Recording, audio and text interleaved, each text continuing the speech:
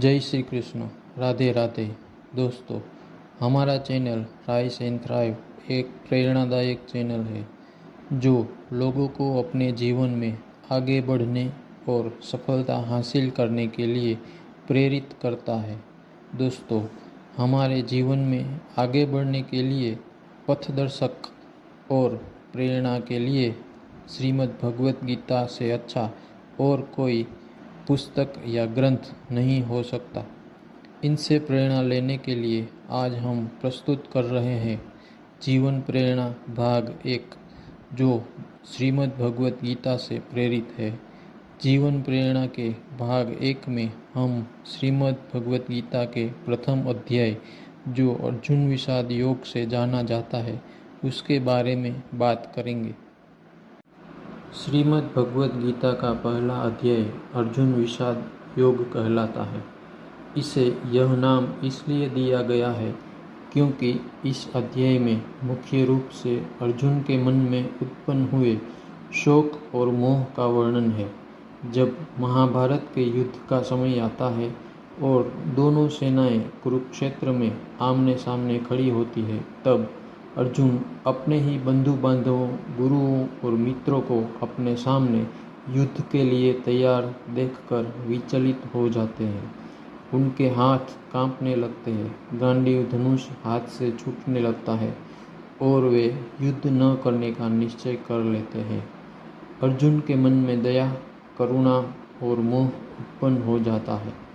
वे सोचते हैं कि अपने ही प्रियजनों का वध कर राज्य प्राप्त करना व्यर्थ है। इसी मानसिक द्वंद्व और शोक की स्थिति को विषाद कहा गया है।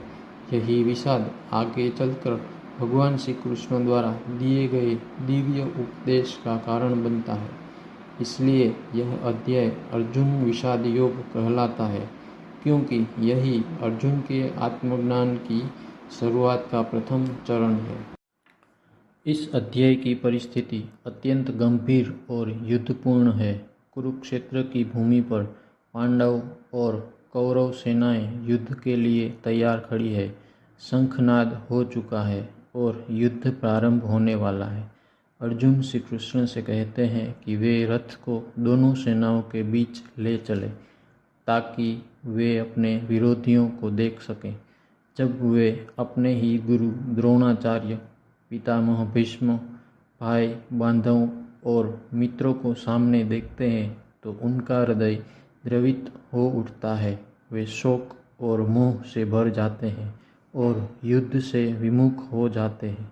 यही विषादपूर्ण स्थिति इस अध्याय की मुख्य पृष्ठभूमि है। श्रीमद् भगवत गीता का प्रथम अध्याय देखने में केवल युद्धभूमि का वर्णन लगता है, लेकिन वास्तव में यह मनुष्य के अंदर चल रहे संघर्ष का चित्रण है।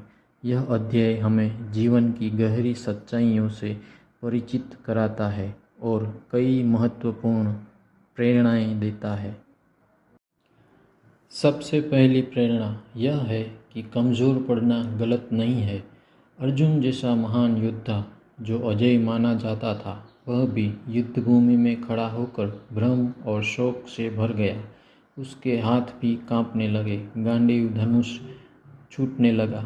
इसका अर्थ यह है कि जीवन में चाहे हम कितने भी मजबूत क्यों ना हो, कभी कभी परिस्थितियां हमें अंदर से हिला देती है।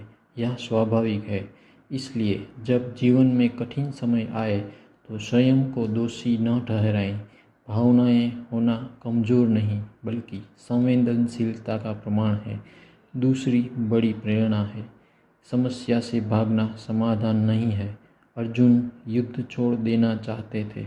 उन्हें लगा कि रिश्तेदारों को मारकर राज्य पाना व्यर्थ है, लेकिन उनका यह विचार मोह और भ्रम से उत्पन्न हुआ था।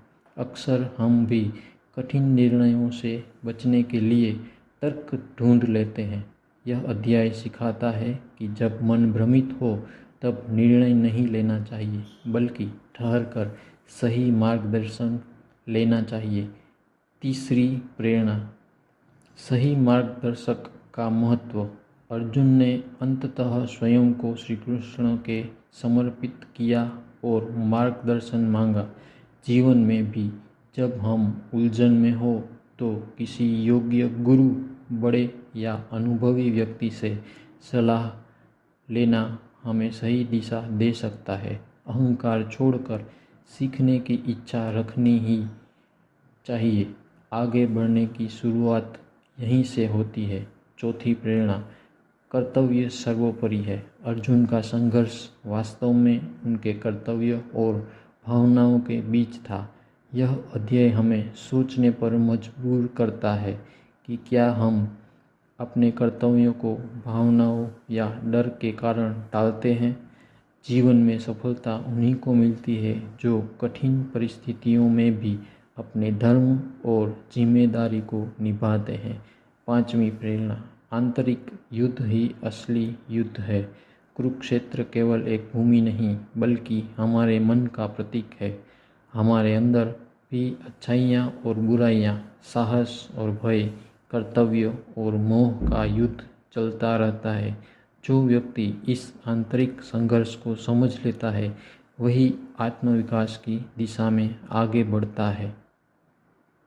छठी प्रेरणा, मन पर नियंत्रण आवश्यक है। अर्जुन की समस्या यह नहीं थी कि वे दयालु थे, बल्कि यह थी कि उनकी दया उन्हें कर्तव्य से विचलित कर रही थी। जीवन में संतुलन जरूरी है। अत्यधिक भावुकता निर्णय क्षमता को कमज़ोर कर देती है। इसलिए विवेक और भावनाओं के बीच संतुलन बनाना सीखना चाहिए। अंत में यह अध्याय हमें यह सिखाता है कि हर महान परिवर्तन से पहले भ्रम और संघर्ष आता है। अर्जुन का विषाद ही गीता के दिव्य ज्ञान का कारण बना। यदि वे भ्रमित न होते तो शायद ज्ञान का यह अद्भुत संवाद भी न होता। इसी तरह हमारे जीवन में भी जब संकट आता है तो वह अक्सर एक बड़े बदलाव और नई समझ की शुरुआत होती है। इस प्रकार प्रथम अध्याय हमें यह प्रेरणा देता है कि कठिनाइयाँ अंत नहीं है बल्कि नई शुरुआत का संकेत है। जब मन डगमगाए तो घबराए नहीं, सही मार्गदर्शन ले, अपने कर्तव्य को पहचाने और साहस के साथ आगे बढ़े। हमारी यह आप सबसे गुजारिश है कि यह वीडियो आप शांत मन से सुने और अपने परिचित लोगों को भी सुनाएं, शेयर करें। बहुत जल्द हम जीवन प्रेरणा के दूसरे भाग को भी प्रस्तुत करेंगे, इसलिए चैनल को सब्सक्राइब करें और नोटिफिकेशन ऑन कर लें। मिलते हैं जीवन प्रेरणा के दूसरे भाग में। कमेंट में जय श्री कृष्ण, राधे राधे ज़रूर लिखें।